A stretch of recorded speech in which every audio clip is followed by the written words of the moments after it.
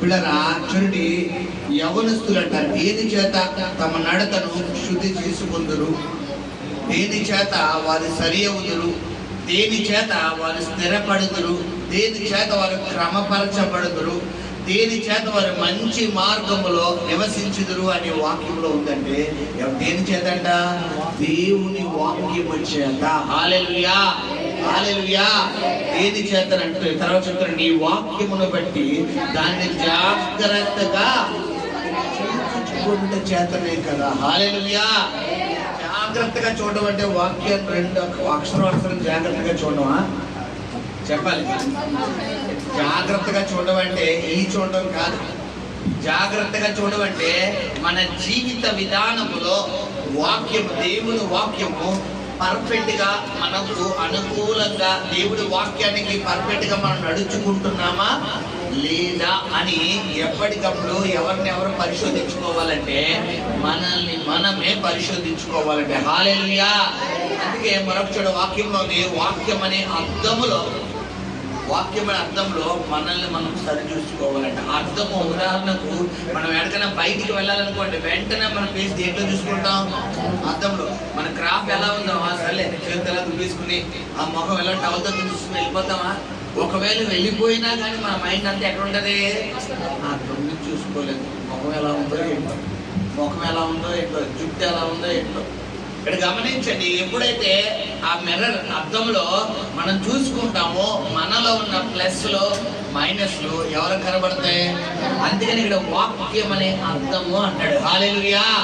మీ సహోదరి సహోదరుడా, ఈ వాక్యం అనే అర్థములో నిన్ను నువ్వు చూసుకోవాలి. నిన్ను నువ్వు చూసుకోవాలి అంటే వారానికి ఒకసారి అర్థం చూసుకునే వాళ్ళు ఎవరైనా ఉన్నారా? మీరు గట్టిగా చేయండి, పైకెత్తండి.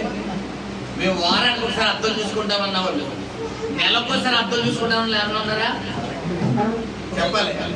సంవత్సరానికి ఒకసారి అర్థం చూసుకునే వాళ్ళు ఉన్నారు, బయట ఉన్నారు. చెప్తాను మీకు. సంవత్సరానికి ఒకసారి అర్థం చూసుకునే వాళ్ళు ఎవరో తెలుసా? బయట క్రిస్మస్ కొత్త చూసారా? వీళ్ళ సంవత్సరానికి ఒకసారి అర్థం చూసుకుంటారు. 31st జనవరి 1 కొత్త చూసారా? వీళ్ళ సంవత్సరానికి ఒకసారి. మిగతా 364 రోజులు ఏం చూసుకోరు? అర్థం చూసుకోరు. కొంతమంది నెలకు ఒకసారి అర్థం చూసుకుంటారు. వీళ్ళు ఏ బ్యాచ్? బల్లారాధన చూసుకునే బ్యాచ్ అనమాట. నెలకు ఒకసారి అర్థం చూసుకోరు. కొంతమంది వారానికి ఒకసారి అర్థం. ఈ దాదాపు 70% వెళ్ళే ఉంటారు వారానికి ఒకసారి అర్థం చూసుకునే బ్యాచ్. అంటే ఏం చేయాలి? ఆదివారం మాత్రమే దేవుడి సన్నిధిలో కనబడుతున్నారు పిల్లలు. ఆదివారం మాత్రమే. ఆదివారం ఉదయం 10-9 అయినా కూడా అయ్యలో చూడండి, గూటికి పక్షులు వచ్చినట్టు వీళ్ళు అడుగుచ్చి వారిపోతారు, దేవుని మందిరానికి వెళ్ళిపోతారు. మరలా ఆ పూట ఆరాధనలో ఉండి మరలా వెంటనే వెళ్ళిపోతారు.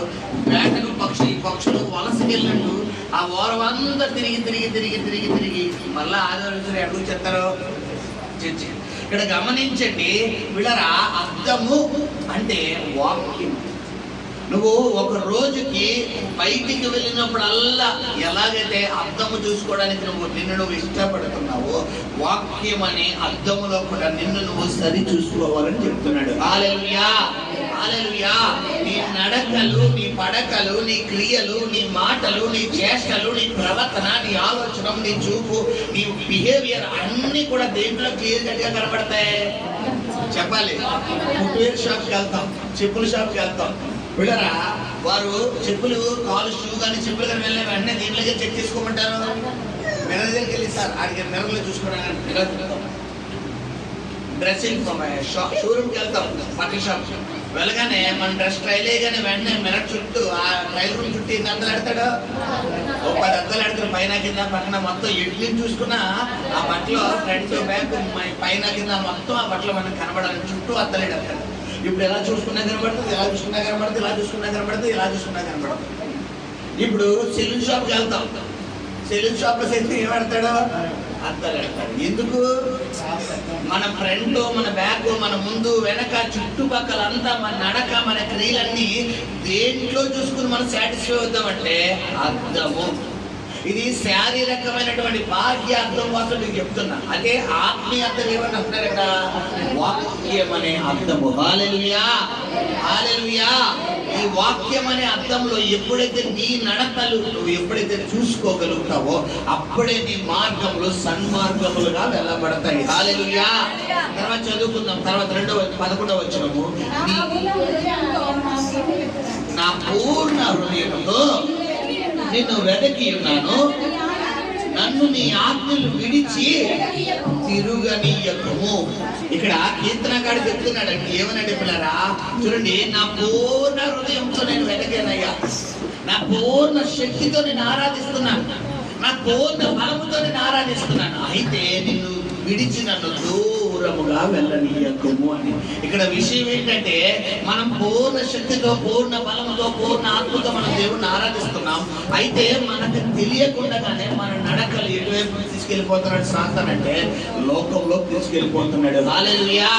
పాపంలో తీసుకెళ్ళిపోతాను. నేను చెయ్యకుంది, నేను చెయ్యకూడదు అంటున్నాను. మీకు చెప్పాను రోమిలకు రాసిన పత్రిక వీళ్ళ 7వ అధ్యాయంలో మరి అపోస్తలుడైన పౌలు రోమి సంఘానికి రాస్తున్నటువంటి పత్రికలో చెప్తున్నాడు, నేను ఏదైతే నిశ్చయించి ఉన్నానో అది చెయ్యక, ఏదైతే చెయ్యకూడదు అనుకుంటున్నానో అదే చేస్తున్నాను అంటాడు.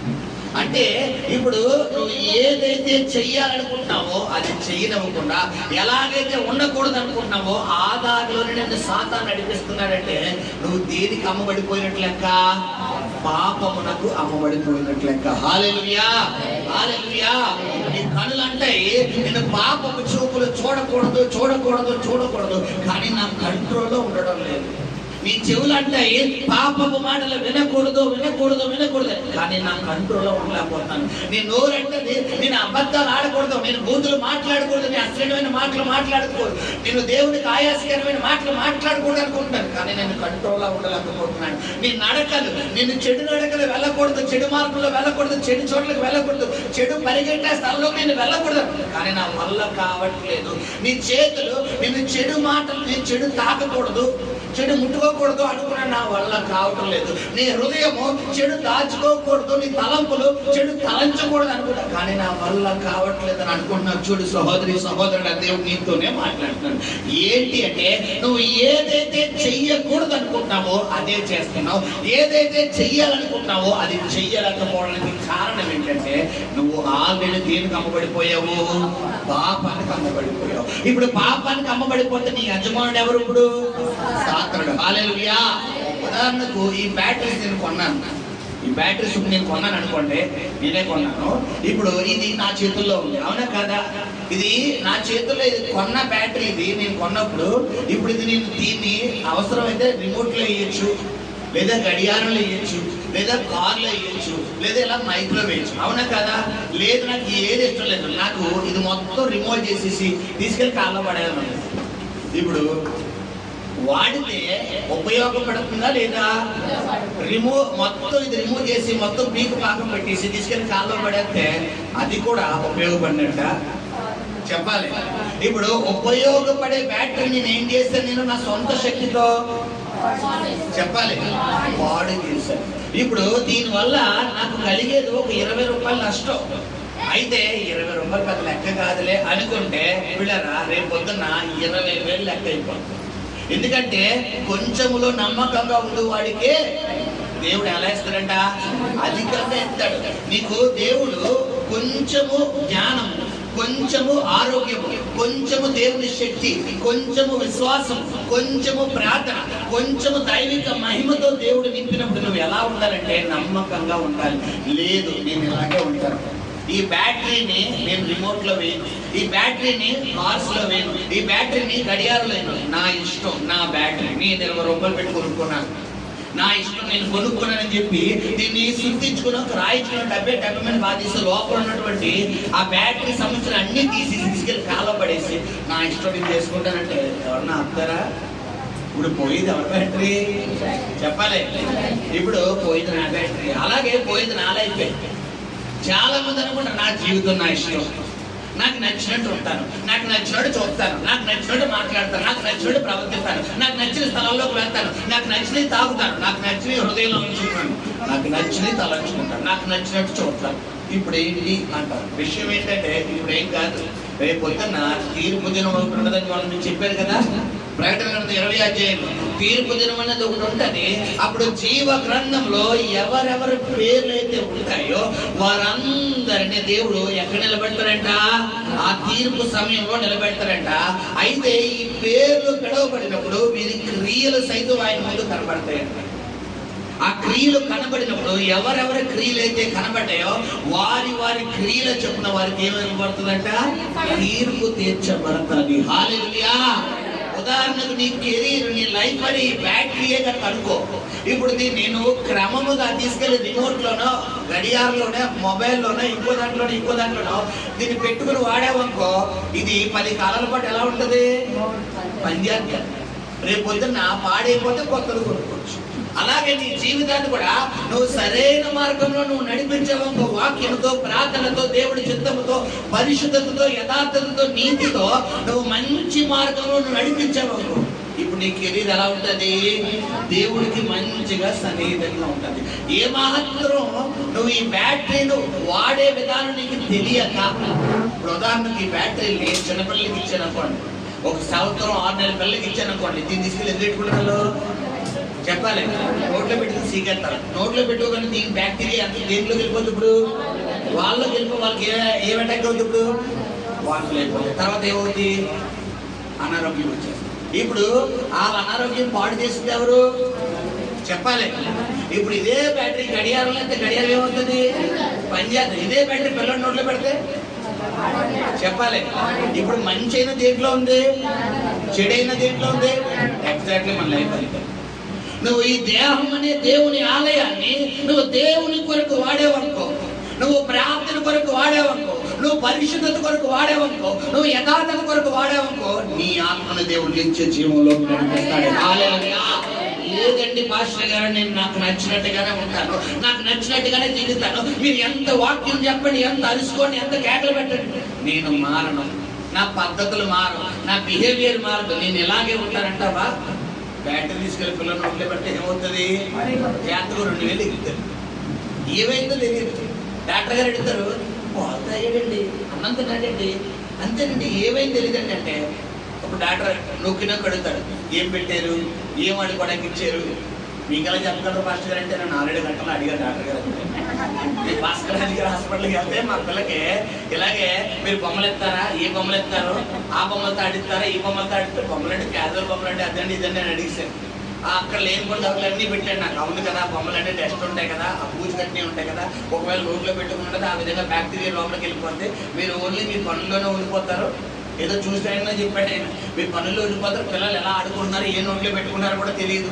ఇక్కడ అదే చెప్తున్నాడు, నీ వాక్యమును పట్టే దానిని జాగ్రత్తగా చూచుకొనుట చేతనే కదా నేను నా ప్రవర్తన మంచిగా ఉండేది అంటాడు. హల్లెలూయా.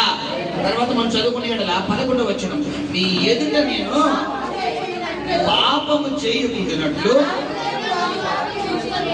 హృదయంలో ఏముంచుకుని ఉన్నాడు అంటున్నాడు. ఇదే వాక్యం ఉంటుందా లేదా చూడండి. ఈ పులిపిడి మీద ఏం రాయించాను నేను? నీ ఎదుట నేను పాపము చేయకుండానట్లు. ఇప్పుడు నీకు పాపపు ఆలోచనలు వస్తున్నాయంటే నీ హృదయంలో ఏం లేదు. నీకు పాపము చేయాలని ప్రేరేపణ వస్తుంటే నీ హృదయంలో ఏం లేదు. పాపపు మాటలు మాట్లాడాలనిపిస్తే నీ హృదయంలో ఏం లేదు. పాపము చూడాలనిపిస్తే నీ హృదయంలో ఏం లేదు. పాపము వినాలనిపిస్తే నీ హృదయంలో ఏం లేదు. పాపము తాకాలనిపిస్తుందంటే నీ హృదయంలో ఏం లేదు. పాపము నడకాలని నడవాలి పరిగెట్టాలనిపిస్తే నీ హృదయంలో ఏం లేదు. అర్థమే. నువ్వు ఇప్పుడు చేయలేకపోతా, నేను అలా ఉండలేకపోతానంటే అలా చేయలేకపోతా, నా వల్ల కావట్లేదండి అంటావు కదా. ఇప్పుడు వల్ల కాకపోవడానికి కారణం ఏంటంటే ఇది ఎక్కడ ఉండాలంట? నీ హృదయంలో ఉండాలి. హల్లెలూయా. విషయం ఏంటంటే సాతాను గడి ఏదైనా వింటారు కానీ ఏమి వెళ్ళేవాడు? వాక్యం వెళ్ళేవాడు. ఇంకొక 5 నిమిషాలు వాక్యం ఎలా నిలబడి చెప్పాను అనుకోవచ్చు. ఆశ్రయ గారు ఏంటో ఎంతసేపు చెప్పేస్తున్నాడు, కాళ్ళెప్పులు వచ్చేస్తున్నాయి, కాళ్ళెప్పులు వచ్చేస్తున్నాయి. అయ్యి బాబు నిలబెట్టేస్తా, మళ్ళీ కూర్చోబెట్టి గంట వాక్యం చెప్తారు, నిలబెట్టు అరగంట వాక్యం చెప్తారు అంటారు.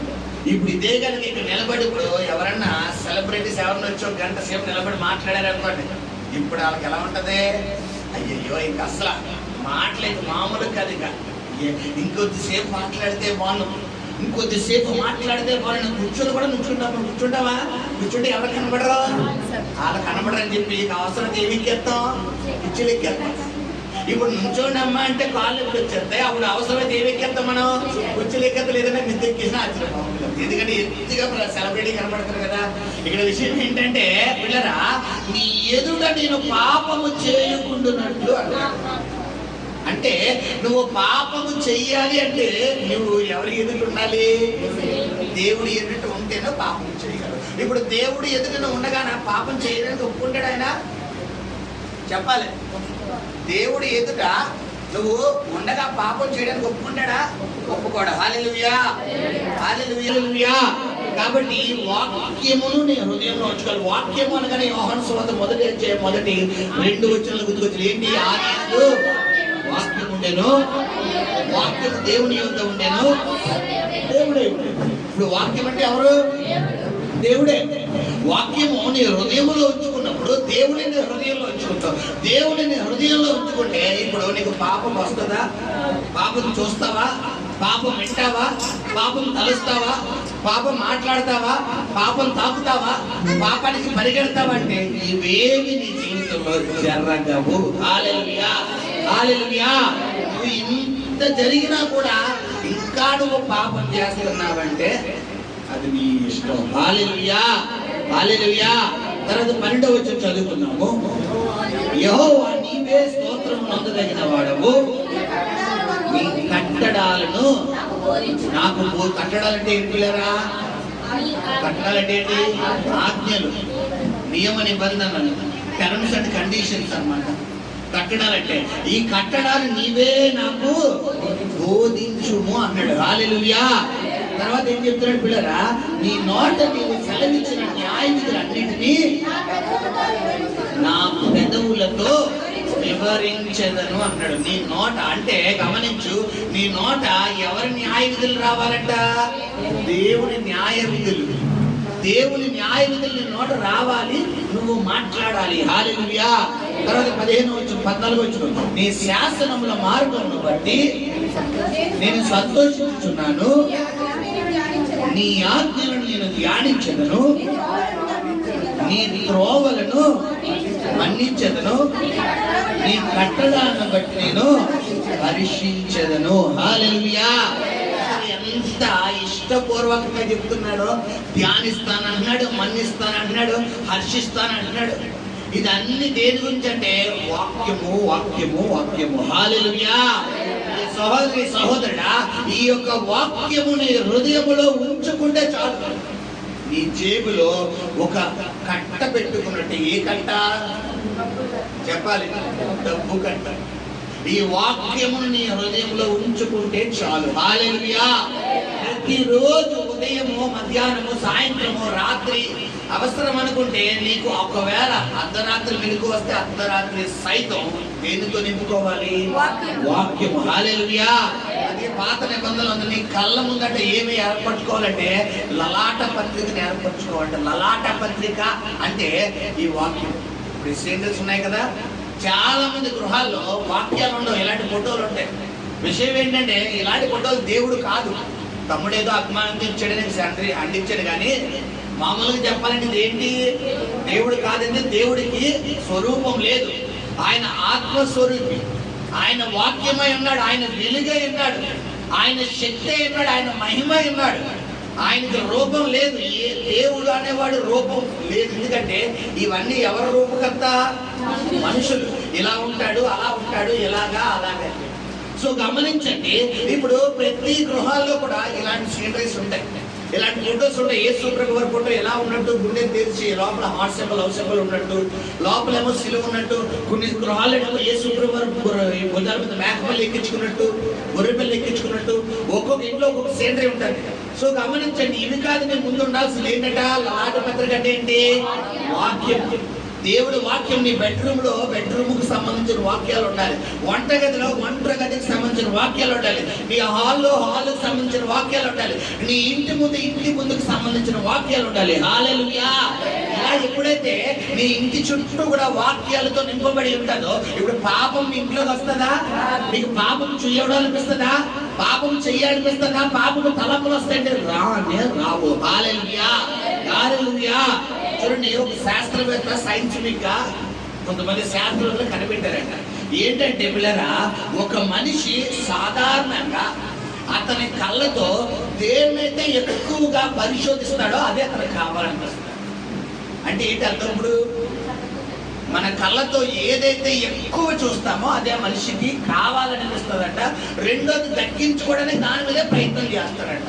అంటే ఇప్పుడు మన కళ్ళ ముందు వాక్యం అలా నిర్మించుకున్నాం అనుకోండి, వాక్యం అలా పెట్టుకున్నాం అనుకోండి, మనకి అలా వాక్యం చూస్తూ చూస్తూ చూస్తూ ఎక్కడున్న ఉద్యోగాలు ఉన్న, వ్యాపారం, జీవన పనులున్న, పనులున్న, రోడ్డు మీద ఉన్న, ఎక్కడున్న వాక్యం చూస్తూ చూస్తూ చూస్తూ చదువుతున్నాం అనుకోండి, మనకు తెలియకుండానే మనం ఎవరిని చూడగలుగుతాం? దేవుని మహిమను చూడగలుగుతాం. హల్లెలూయా. ఇప్పుడు దేవుడు చూసే కళ్ళు, దేవుడి స్వరం వినే చెవులు, దేవుడితో మాట్లాడే పెదాలు, దేవుడిని తాకే చేతులు, దేవుడి దగ్గర మోకలించే మోకాలు పాపానికి పరిగెడతాయా? పాపం చూస్తుందా? ఇష్టపడతాడా? హల్లెలూయా. హల్లెలూయా. తామర పువ్వు అంటే చూడండి, కమల పువ్వు ఎక్కడుంటది? అది బురదలో ఉంటుంది. కమల పువ్వు ఎక్కడుంటది? బురదలో ఉంటుంది. కానీ బురద అని అంటుండదా? ఇదే ఎగ్జాంపుల్. అది బురదలోంచి వస్తుంది, రావడమే బురదలోంచి వస్తుంది. వన్స్ అది బురదలోంచి పైకి అలా వెక్కిస్తాం, దాన్ని చూస్తున్న వారు అందరూ ఏమనుకుంటారు? భలే ఉంది. ఎగ్జాక్ట్లీ నీవు కూడా అంతేలాగా ఉండాలి. నువ్వు లోకమైన బురదలో ఉండాలి, తప్పదు. ఎందుకంటే లోకంలో తప్ప మనం ఎక్కడ జీవించలేము, అవునా కాదా? కానీ ఆ లోకం ఎవరికి అంటకూడదు? నీకు అంటకూడదు. హల్లెలూయా. ఆ లోకం క్రియలు ఎవరికి అంటకూడదు?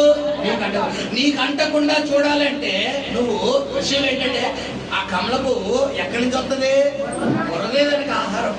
బురదలోంచి ఎదిగి ఎదిగి ఎదిగి నీటిలో ఎదిగి ఎదిగి ఎదిగి అలా పైకి వచ్చిన తర్వాత అప్పుడు ఏం చేస్తుంది? అలా వికసిస్తుంది. ఈ నీటిలో ఉన్నప్పుడు వికసించవచ్చు కదా, వికసిస్తే కాంప్రమైజ్ అవుతుందా? చెప్పాలి. కాంప్రమైజ్ అవస్థలు అవ్వదు. నువ్వు కూడా కాంప్రమైజ్ అవ్వకూడదు. నువ్వు లోకంలో కాంప్రమైజ్ అయిపోతున్నావు అంటే నువ్వు కమలవు కాదు, నువ్వు కమలం కాదు. నువ్వు లోకంలో పడిపోతున్నావు అంటే నువ్వు కమలం కాదు. దాన్ని బట్టి గమనించండి. హల్లెలూయా. సహోదరి సహోదరుడా, నీ వాక్యము, ఆయన వాక్యమే మనం బ్రతికించను, ఆయన వాక్యమే మనం నడిపించను, ఆయన వాక్యమే మనం నిలబెట్టను, ఆయన వాక్యమే మన పాదంలోకి దీపము, మన త్రోవకు వెలుగై ఉన్నది. హల్లెలూయా. ఆయన వాక్యము నీ హృదయంలో ఉంచుకోవాలి. అందుకే చెప్తాడు, నీ ఎదుట నేను పాపము చేయకుంటున్నట్లు నా హృదయంలో నీ వాక్యాన్ని ఉంచుకుని ఉన్నాను. హల్లెలూయా. ఎవరు సపోర్ట్ నీకు అక్కర్లేదు, నేను చెప్తున్నాను కదా. ఎవరి ప్రార్థన కాదు, ఎవరి సపోర్ట్ కాదు, ఎవరిది కాదు. నువ్వు దేవుని వాక్యాన్ని చదివితే చాలు, సాతాన్ని కానీ నువ్వు జయించగలవు. హల్లెలూయా. ఈ కాళ్ళ కింద చితక దొక్కగలవు. హల్లెలూయా. హల్లెలూయా. దేవుని కొద్ది మాటలు దీవించి